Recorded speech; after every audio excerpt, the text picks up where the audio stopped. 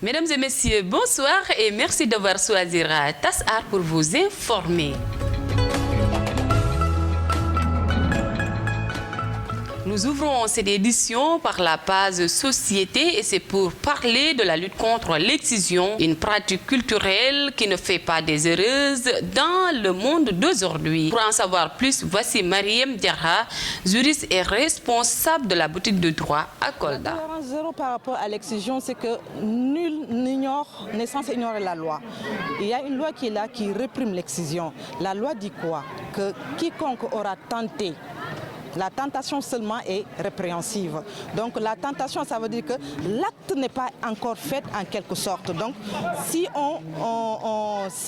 une personne tente d'exercer, de faire cet acte sur une jeune fille ou bien sur une femme en quelque sorte, parce qu'on voit même qu'il y a des femmes qui, par rapport à une pression sociale qui est là, qui se laissent aller, qui se disent que non, si je ne le fais pas, mon nom sera sali. Si je ne le fais pas, je ne pourrai pas me marier dans une famille noble. Donc cette tentative seulement est punie par la loi d'une peine allant de 6 mois à 5 ans d'emprisonnement. Donc cette peine sera alors dite si c'est un membre du corps médical qui est à l'origine de cet acte qui peut porter atteinte à l'intégrité, même si je peux le dire, de la personne humaine. On peut dire qu'il y a cela, parce que l'excision, c'est une coutume qu'on a trouvée ici. On sait qu'en Afrique, auparavant, il y avait que les coutumes, les usages et coutumes que les gens exerçaient, les gens se fiaient à cela. Mais le monde, on est dans un monde aujourd'hui où on est ouvert d'esprit. On voit avec l'avancée de la technologie et de la médecine, on voit qu'il y a des conséquences qui sont liées à des grossesses difficiles, des conséquences même avant d'arriver à des grossesses difficiles, les règles douloureuses et autres, les infections et autres qui peuvent atteindre certaines jeunes filles. Donc les recherches ont montré qu'il peut être dû au fait que la jeune fille a été excisée. Donc l'excision a des conséquences très lourdes sur la jeune fille à court et à long terme. Restons dans ce chapitre de l'excision pour suivre la réaction de Pape Moussagna. Il est psychologue conseiller au KOSP de Vélingara.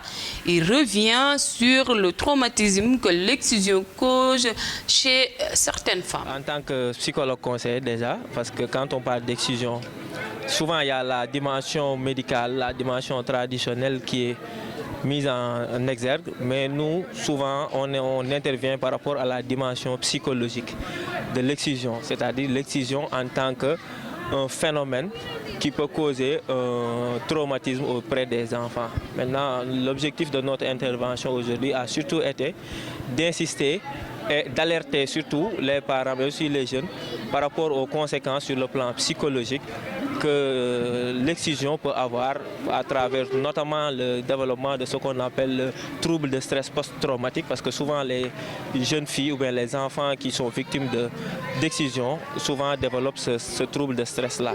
Et nous, dans le cadre de notre travail, évidemment, on prend en charge ces questions-là qui sont liées à la prise en charge psychologique, qui sont liées au traumatisme de manière générale.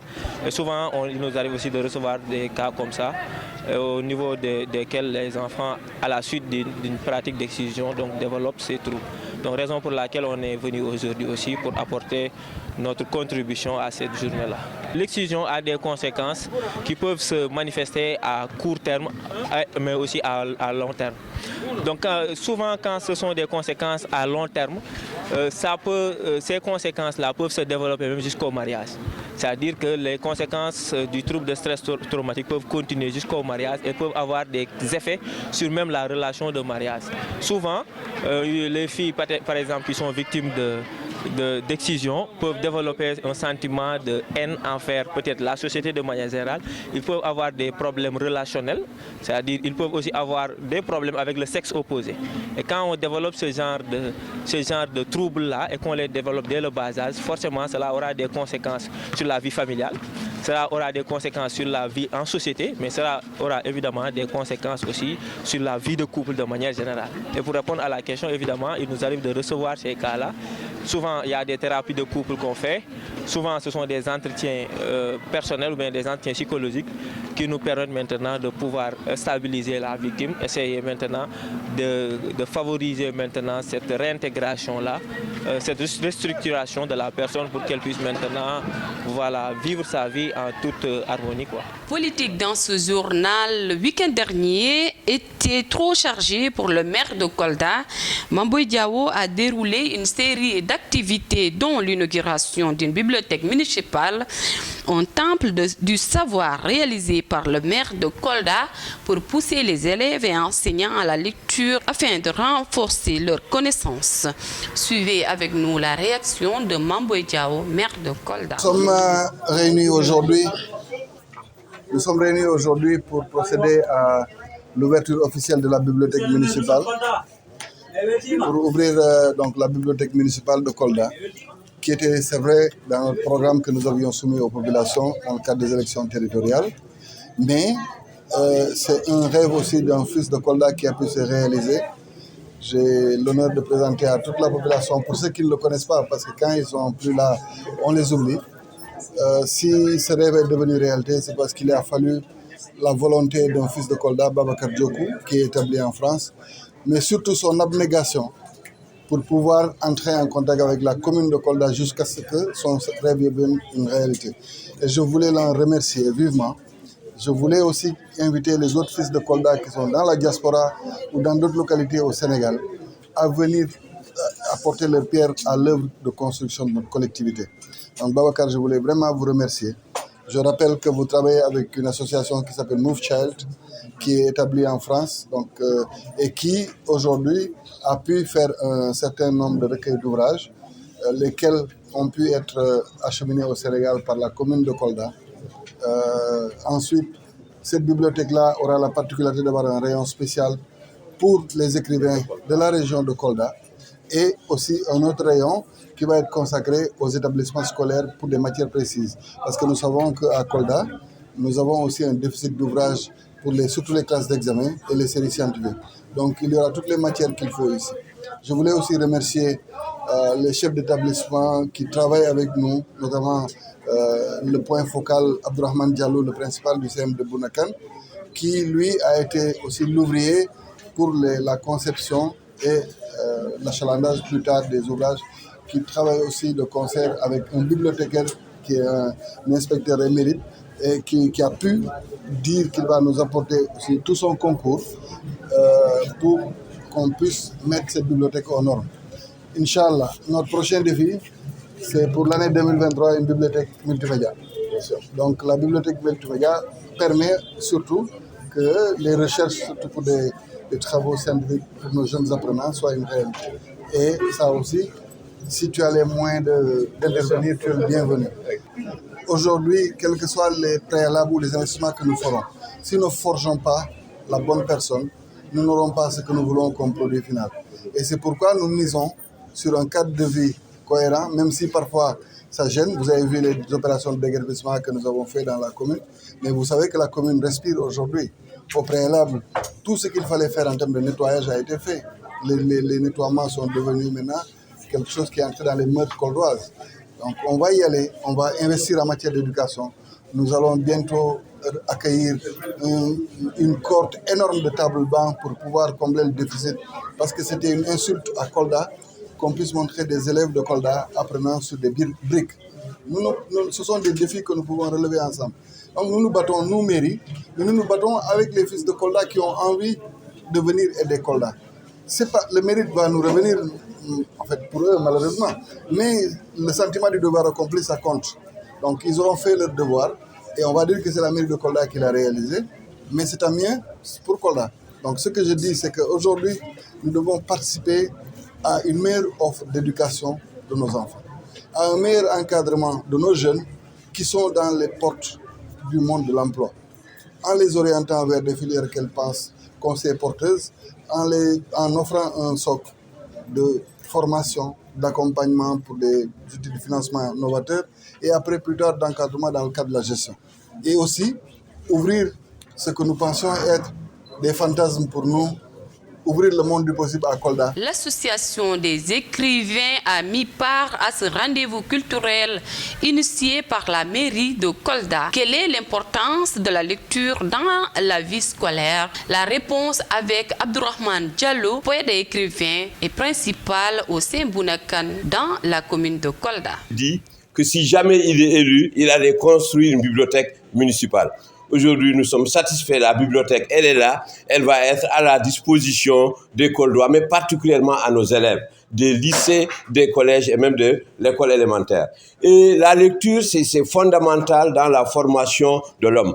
André Malraux, qui a été pendant 9 ans ministre des Affaires culturelles du général de Gaulle, disait que derrière tout intellectuel, derrière tout écrivain, il doit y avoir une bibliothèque. On ne peut pas être fort dans une langue comme le français ou dans d'autres langues si on ne lit pas. Et Paul Valéry dit presque la même chose. Il dit que le livre nous permet d'avoir des pensées plus belles et plus profondes que les nôtres. Donc aujourd'hui, imaginez le plaisir que nous avons à être là avec les enfants, avec le maire, les autorités municipales pour procéder à l'ouverture de cette bibliothèque municipale qui est une première dans la région. Par rapport à cela, parce qu'il y a une pollution à un autre niveau, mais le livre permet de nous recadrer et de nous concentrer vers le savoir. En tout cas, c'est ça le plus important. Que nos enfants ne se tournent pas vers, disons, l'informatique, vers les réseaux sociaux de façon inutile, mais qu'ils se tournent plutôt vers la lecture. Lire des œuvres qui vont leur apporter quelque chose de fondamental dans leur formation. Tout à l'heure, on était en train de leur poser des questions et ils ont compris l'intérêt d'être là, d'être en tout cas dans ce temple du savoir, ce temple de la lecture. Le maire nous avait dit, il avait l'ambition d'avoir 3000, mais on me parle maintenant de 5000 ouvrages. Vraiment, il a fait un effort énorme. Il reste peut-être le 30 qu'on fera pour les classes. Mais il y a au moins les 3000 ouvrages et de plus en plus on nous parle de 5000 ouvrages. Nous avons déjà fait l'expression des besoins et il est en train de travailler là-dessus. Nous sommes en train, moi en tant que président du Cercle des écrivains de Kolda, nous avons déjà informé les écrivains. Ils sont en train de mettre en place, en tout cas chacun va proposer des ouvrages que la mairie va acheter pour le rayon consacré aux écrivains de Kolda. Et nous disons merci au maire d'avoir pensé à ces écrivains. Et je vais vous dire, au jour d'aujourd'hui, il y a au moins 40 écrivains koldois vivant sur le territoire sénégalais et à l'étranger. Les anciens, les personnes à la retraite ont plus de temps.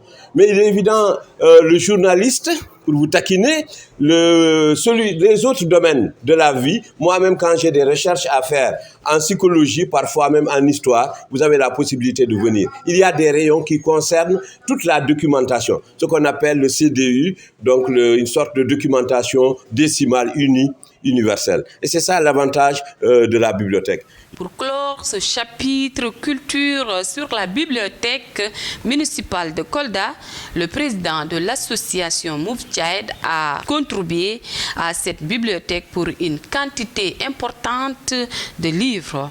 Boubacar Diokou de la diaspora nous livre ses impressions. Notre premier contact, c'était assez prolifique, j'avoue, parce qu'il a tout de suite compris, on parlait le même langage. Et je comprends parfaitement, avec le travail, c'est pas évident. Donc j'ai eu cette patience-là, c'est vrai. Et aujourd'hui, le plus important, c'est que cette bibliothèque a eu lieu, les ouvrages sont bien arrivés, et j'en suis fier. Juste pour un rappel, l'association Mouv'Tchaïd a pour objectif de favoriser l'intégration sociale des enfants via le sport et les études. Moi, ceux qui me connaissent à Kolda savent que j'étais un footballeur, j'étais assez bon. Je suis parti en France, j'ai continué ma carrière sportive, mais malheureusement, j'ai eu des problèmes de santé. Vous voyez ? Donc, je remercie mes parents, je remercie mon grand frère qui est là aussi, parce qu'il y a eu un bon entourage. J'ai pu continuer ma scolarité, avoir mon bac, partir à la Sorbonne. Donc j'ai pu continuer ma scolarité, j'ai pu m'intégrer facilement dans la société française. L'association, l'idée vient de là, justement. Et je me suis dit, qu'est-ce que je peux faire à ma communauté? Avec les rêves que j'avais, en voulant être footballeur professionnel, je voulais quand même aider mes jeunes frères, en leur conscientisant sur l'abandon précoce des études à cause du sport. Qu'est-ce que je peux faire dans la diaspora? J'ai commencé justement à faire des collectes d'ouvrages Je me suis dit, je vais voir mes cousins. Il y en a qui ont des ouvrages chez eux qui ne s'en servent pas. C'est ce que je voulais pour l'amener à l'école Saint-Charles où j'étais scolarisé. Et vite fait, j'ai pris goût. Je me suis dit, pourquoi pas aller plus loin. Et ce que j'ai fait, j'ai continué en tout cas à trouver des partenariats fructueux, comme l'École normale supérieure de Paris. Je vous avais invité d'ailleurs, parce que l'année dernière, j'ai envoyé plus de 20 000 ouvrages à l'Université Cheikh Anta Diop de Dakar. Et j'ai eu justement certaines critiques, mais je l'appelle ça une critique positive, des Koldois, qui m'ont dit, mais c'est un fils de Kolda, pourquoi pas chez nous? Kolda de rêve, la connaissance, je répète encore une fois, pour moi, c'est le meilleur des fondements. Moi, quand j'étais à Kolda, je n'ai jamais mis les pieds dans une bibliothèque. Mon professeur de français, il est là. C'est que je n'étais pas très brillant, certes. Mais en tout cas, ça me tenait à cœur. Quand j'étais à l'université, je trouvais qu'ils avaient quand même une longueur d'avance par rapport à nous. Moi, j'étais dans une université où quand je n'avais pas cours, j'allais c'était au 5e étage, j'allais dans une bibliothèque où je pouvais me documenter sur le cours que je n'ai peut-être pas saisi, que je n'ai pas compris. Aujourd'hui, M. Mamboya, que je suis assez régulièrement, je voyais qu'il avait quand même un penchant dans l'éducation, que ça l'intéressait énormément. Je me suis dit, pourquoi pas proposer justement avec les relations que je peux avoir à l'étranger pour être utile à ma communauté. C'est venu de là. Et j'en suis tellement fier. J'ai envoyé 20 000 ouvrages à l'UCAD, mais aujourd'hui, c'est un sentiment encore plus fort. J'ai quitté Paris, je suis fatigué, il le sait. C'est très difficile, c'est un long périple, mais ça valait le coup. Kolda, c'est ma région. Moi, je veux en tout cas que les jeunes aillent à la quête de la connaissance. On va à l'essentiel, pas à la critique facile. Aujourd'hui, c'est un enfant, si tu n'as rien à faire, viens te documenter. Viens te documenter, c'est important. Moi, aujourd'hui, l'éducation m'a sauvé, mon entourage m'a sauvé. Les parents doivent être responsables de leurs enfants. On fait les bons actes et ça n'a pas de prix. Ça n'a pas de prix. Ça, je le fais avec le cœur, sincèrement. Je le fais avec le cœur. Et au-delà de ça, je vais parler un petit peu du côté sportif. J'organiserai prochainement des tournois de foot pour les enfants parce que j'ai des partenariats avec des clubs comme le Paris Football Club, Paris FC en France, qui m'accompagnent. Donc j'envisage d'organiser des tournois ici en France où en tout cas on va mettre en avant les enfants parce que le sport, c'est quelque chose qui rassemble. Et tous les enfants, je pense qu'ici, ils rêveraient d'être des Kylian Mbappé. Mais il faut savoir que la chance, elle est minime. Il faut prendre toutes les chances de nos côtés. Et il faut avoir un bon entourage parce que aussi être footballeur ou autre, c'est possible quand on est bien entouré. Et merci d'avoir suivi ce journal et bonne suite des programmes sur TAS Art. Au revoir.